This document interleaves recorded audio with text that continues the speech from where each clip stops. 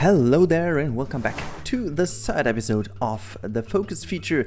In today's video we are going to talk about especially one thing, and this is the path system and the staff pathing in Planet Zoo. So as always we are starting off with the facts, and the facts being number one, we know that there is for the first time ever in a Frontier game a management aspect that is called staff pathing. So it's a dedicated path, as you can see in the background where this member is running over now, that is dedicated only for the staff members to reach their targets in a quick manner without being disturbed by all the guests going into their way, so to say, or just blocking them and preventing them from moving quickly. And as we also know from the developers themselves, and this is fact number two, they are badly needed because we have to make sure that the buildings, the staff buildings, have to be connected to the enclosures in a very clever way, so that the distances that the staff members have to cover are as minimal and as effective as possible. So this is really something really great. Also, fact number three, we will have the same path system then as in Planet Coaster, and the only addition to the path system is basically the staff path. So I will also include a screenshot of the selection that you can make, because we have seen this in the gameplay trailer. You can see in the background there is quite a bit of info once they open the menu about the fence, and then you can also see which kind of path system there is available. So yeah, we do know about this, but yeah, these three facts also lead to the fact that we are able to get some inspiration from Planet Coaster and also from another game which is called Parkitect. So we can look actually quite a bit more in depth into what the path system of Planet Coaster, which is effectively the path system that the Cobra engine has, can deliver. And also we can look into Parkitect, because it does feature a staff management only pathing system, and we can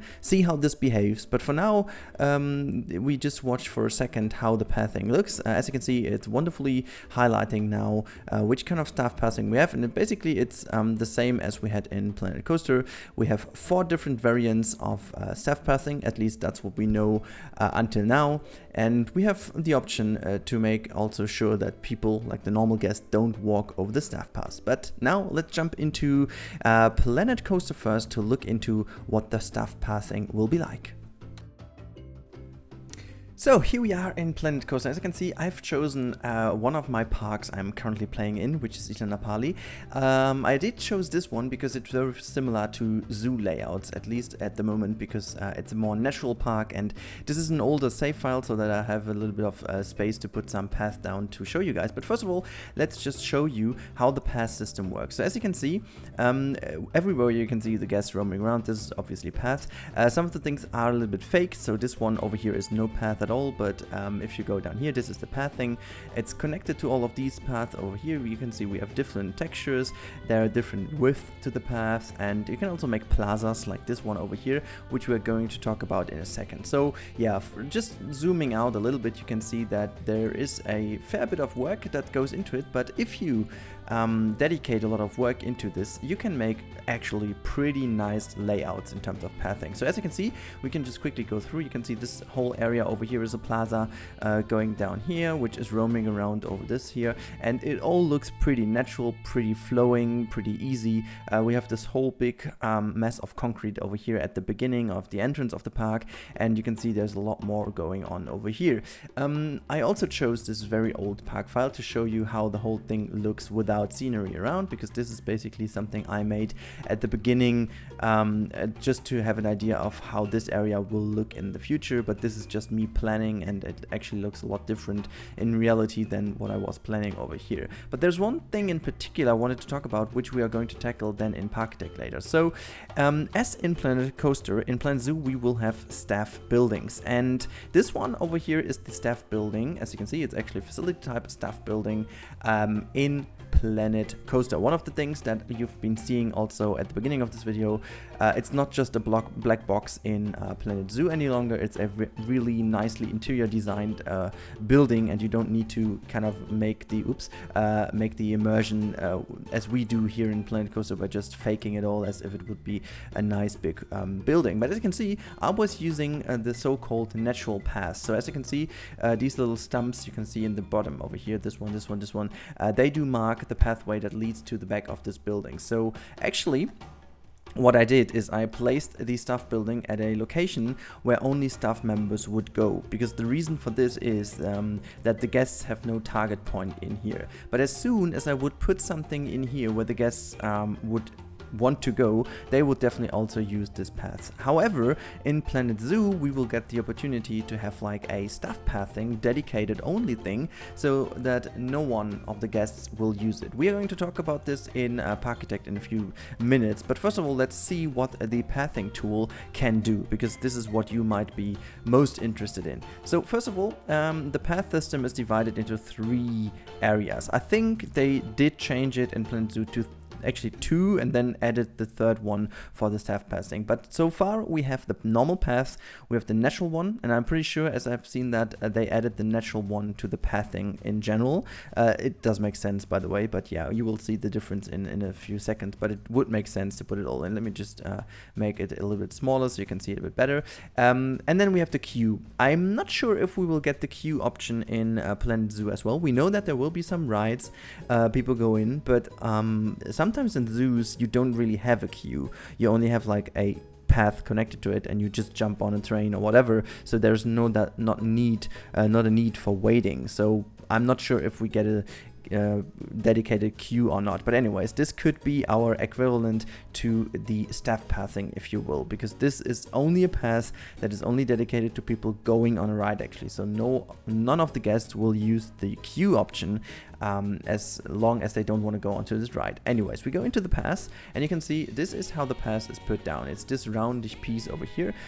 You can move freely around. If you click one time, it's set, and you can just move it without any restrictions around, and just plop it down and just draw, so to say, the path. So you can see over here, and if you, this is exactly what I want to show you. If you get closer to a path, it automatically sticks next to it by holding down the Y key, which is pretty cool, and I believe this is something that Planet Zoo will also feature because it's the same system. You get a better joint. So this is the, let's say, hard joint, which always tries to be 90 degrees in a 90-degree angle toward the path, but as soon as you hit the Y key, it gets in with a relative kind of join system, or intersection, if you will, or junction, I should call it actually. So if you get this one done, you can see it always tries to make the perfect angle rather than just holding without holding down the key. This is the system, how it works. Okay, so that's pretty simple, pretty easy. You can just connect them like so, done, easy. If we just redo the whole system, you can see there are some options on the right hand side. We have the angle snap, which is pretty helpful if you want to make really nice paths that always look the same. So you can just, you can just change in a dedicated, snapping angle, and this is 15 degrees. If you put that to, let's say, 45 degrees, you can see I have only 3 options until we go to full 90 degrees. This is the only thing I can do, and so this will always help to make some, easy pathing options like so. By holding down control, by the way, you are able to make it not connect to the path. But as you can see, by holding the angle snap, I can just build something completely perfect. There's also an easy way to delete things, which is with the delete key. So if you hold down the delete key, you can see this whole system changes, and you can just also just draw over the path, and it's basically deleted. The second option is the length of the path. So if you are lazy people, you don't want to build that short one, you can just easily build 5 meters at a time at max. I think they will basically just take this system into Planet Zoo as well. And you can also change the width, obviously, from 4 to 10 meters. I don't know if they will change the option, but as you can see, this one then is a lot wider. And everything else about the path is just, you can just put this down, and then you can also easily change the texture of it by just clicking the different one. As you can see, here we go. These are the three textures. They are seamlessly, oh, well, not seamlessly, but they just have a little cut in here. And that's basically how it is. So what we in Planet Coaster always do is like covering up these areas, but anyways, this is how it looks. And you can just again easily also hold down right click or just right click onto the path and you are just deleting it. Okay, so far so good. There's one more thing to mention. There is also a grid option, because if you want to make plazas, it's kind of finicky to always do it that way. Let me just show you. So like always do it this way, and then, you know, it's pretty hard to get them together. It's kind of messy. It's really weird to build. There is an option which is called select grid. So if you put down one and you select the grid, it shows you a grid option, and what you can do then is basically build a plaza which is as big as the grid gets. So you can just also easily do this and just kind of draw on the grid, hit escape, and then you have a wonderful plaza. There are a few bits and pieces how you can make it look a bit nicer by just using our smooth trick, but this is something I will definitely talk about more once the game is finally released and we can deal with the same system, but I believe it will work the same way. So the trick over here is you just delete one of the corner pieces, so you have this kind of stair-ish, yeah, it's looking like a stair, and then what you do is you go in with the pass system and you just draw the pass in between of the stair where you have the 90 degrees angle. Just click once, and all you want to do then is delete this piece again, and what the game does, it automatically smoothes out, almost like in a 3D system where you use the bevel option. This is something like how the game uses it. I don't know if it was a bug, but apparently Frontier left it in because we found out how to use it to our liking, and this is our advantage, I should say, and it always works the same. So as you can see, it was not just something coincidental. It just always works the same. So if you just do it that way, you can make a very nice roundish plaza by just using this trick all over again, and that's how it works. If you want to have different sizes, you can also use the different sizes and lengths down here and just do the same thing all over again. And the smoothing option always works also when you connect a path to, well, this one doesn't really work. So if we just want to deactivate the angle snap here, let me just put that here.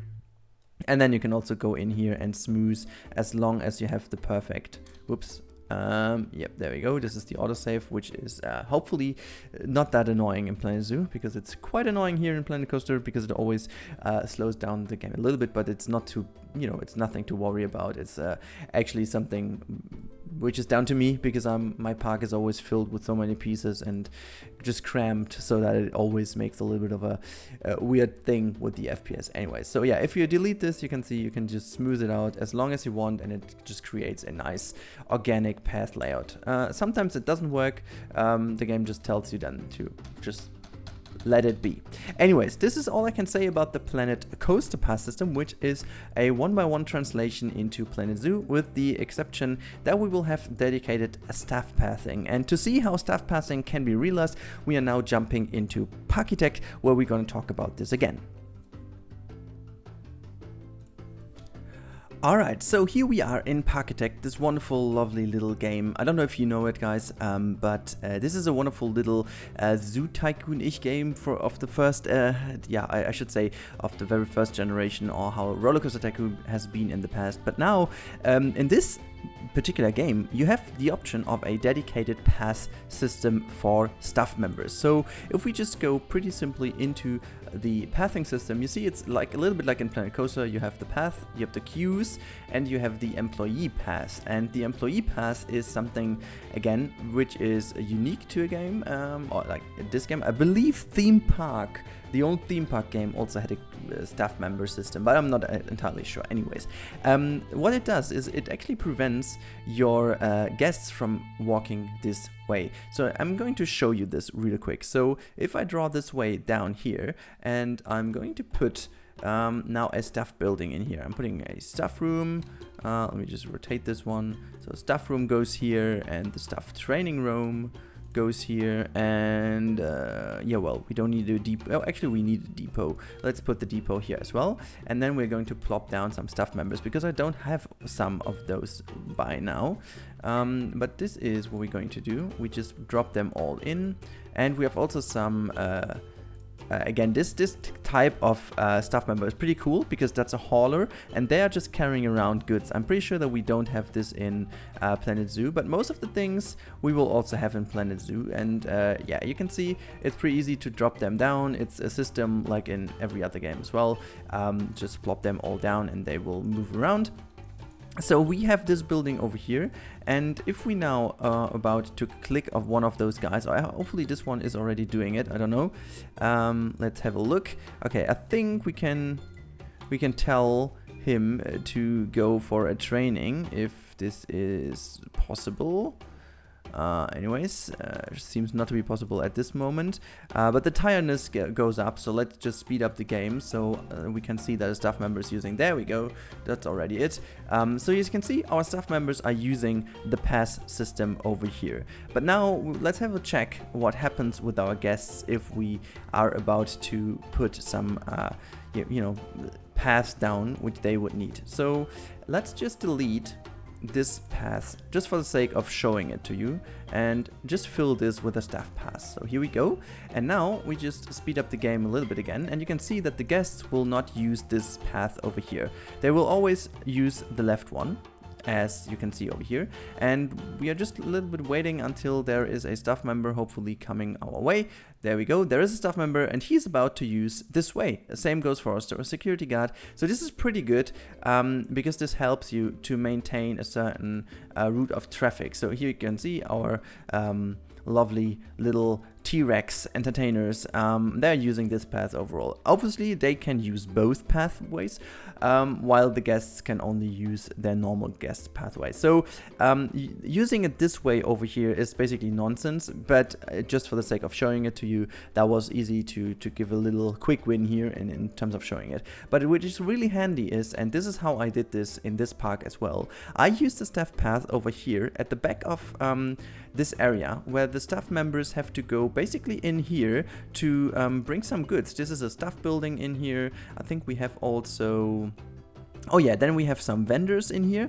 They need to deliver some goods to the shops and also to take care of the enclosures as it would be in Planet Zoo. I have made this path over here which leads all the way to the backstage building over here. So just let's say if there is like a zookeeper who needs to go from one enclosure to the other, they are not... You know, they are not willing to use the way through here, which is hopefully very crowded if our zoo runs well, and you know, maybe the guests don't want to see that. They can use this way down here, which is basically completely hidden, and I'm going to show you quickly how I did this. So if we follow the path from the guest perspective, you can see that I used the foliage and all that kind of stuff to hide those paths away, so they can't really see that there is like a backstage area. They're just going through here, and that's everything they need to know. If we go in here, they have a wonderful look into this enclosure, but they don't really see the staff pathing below. And this is kind of the idea about Planet Zoo as well, which is hopefully helping us to create a way better